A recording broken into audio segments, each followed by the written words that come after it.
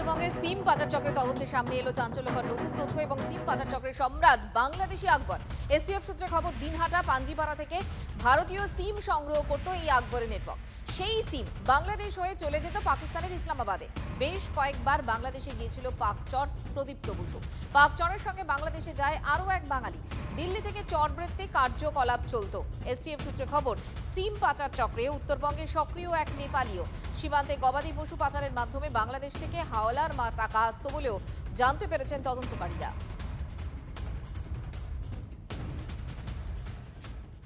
একবার যদি সিম কার্ড ধরা পড়ে যায় কিংবা সিম কার্ডের রেকর্ডেড হয়ে যায়, সেই সিম কার্ডটা যেন সেকেন্ড টাইম আর ইউজ না করা যায়, সেই জন্যই এত সিম কার্ড ওঠানোর দায়িত্ব।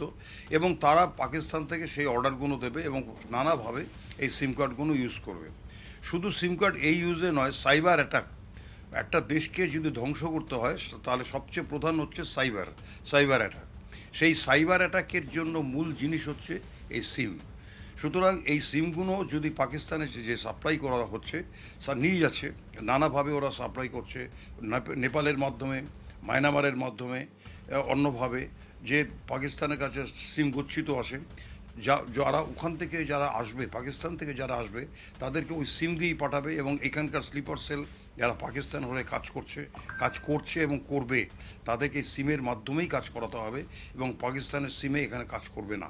সেই জন্যই এই ইন্ডিয়া থেকে এই সিমগুলো নেওয়া হচ্ছে এবং এগুলোকে ইউজ করা হচ্ছে।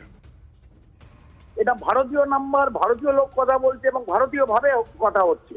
তো এইটা এজেন্সির পক্ষে, যে এজেন্সি এক্সটার্নাল অথবা ইন্টারনাল এজেন্সি, ভারতীয় এজেন্সি, তার সঙ্গে মনিটর করা খুব ডিফিকাল্ট হয়ে যায়। এবং এটা বারবার হয়েছে, এটা প্রথমবার নয়। এবার ধরা পড়েছে পশ্চিমবাংলার থেকে, তাই আমাদের গণমাধ্যমে উঠে এসছে এই জিনিসটা হচ্ছে। এটা নিশ্চিতভাবে তাদের কোনো উদ্দেশ্য আছে, একটা বড় প্ল্যান আছে। এবং আমি বারবার বলেছি, 4-5 জন 6 জন যে ধরা পড়লো একভাবে, যে প্রথম যাকে বর্ধমান থেকে ধরা পড়লো, এই একটা মডিউলের সঙ্গে আরো কিছু লোক এখন পর্যন্ত জড়িয়ে আছে। 5-6 জনের কাজ নয় এবং দীর্ঘদিন ধরে আছে। তো নিশ্চিতভাবে এটা একটা বড় সাফল্য। তো নিশ্চিতভাবে সাফল্য, এসটিএফ এর সাফল্য, এজেন্সি সাফল্য।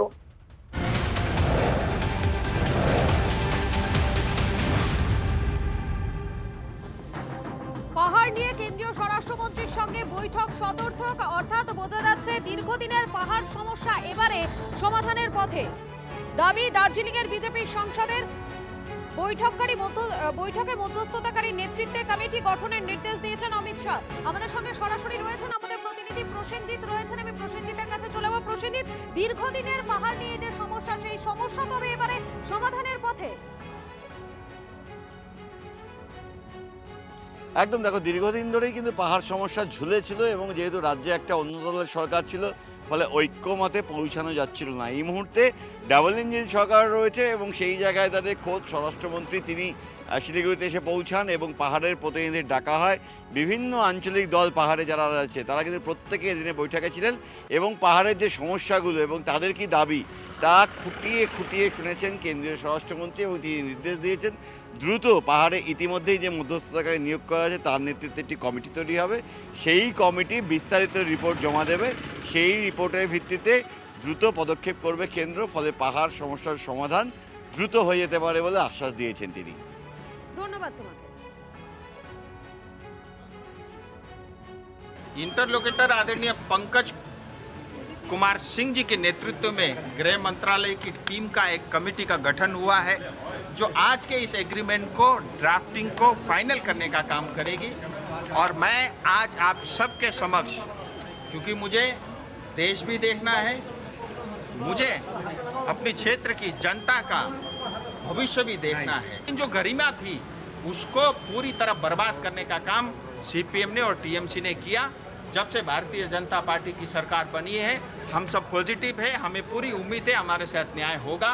और मैं सभी प्रतिनिधि की ओर से समस्त जनता को ये कहना चाहता हूँ, आपकी जो पीड़ा, आपकी कष्ट है, उसका समाधान भारत सरकार करेगी। जो भी समाधान होगा वो भारत के संविधान के अंतर्गत उस चीज का समाधान होगा। होम मिनिस्टर अमित शाह जी ने स्पष्ट कहा है कि जो भी समस्या का समाधान होगा वो संवैधानिक समाधान होगा, कॉन्स्टिट्यूशनल समाधान होगा।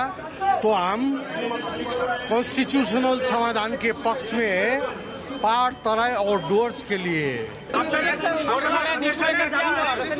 संवैधानिक समाधान होगा।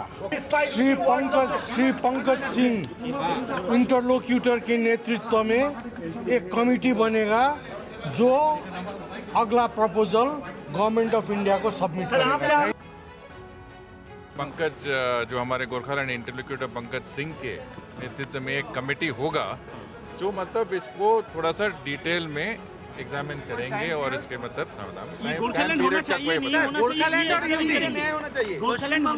ये इसका तो शुरुआत है, हम बता नहीं पाएंगे। Sir what the security of chicken Siliguri corridor उसके बारे में क्या There will be 100% security Siliguri corridor. That is a very important issue, and every step will be taken to ensure development, meeting the aspirations, etc. जिससे हमारा Siliguri corridor का सुरक्षा पूरी तरह हो सकता है।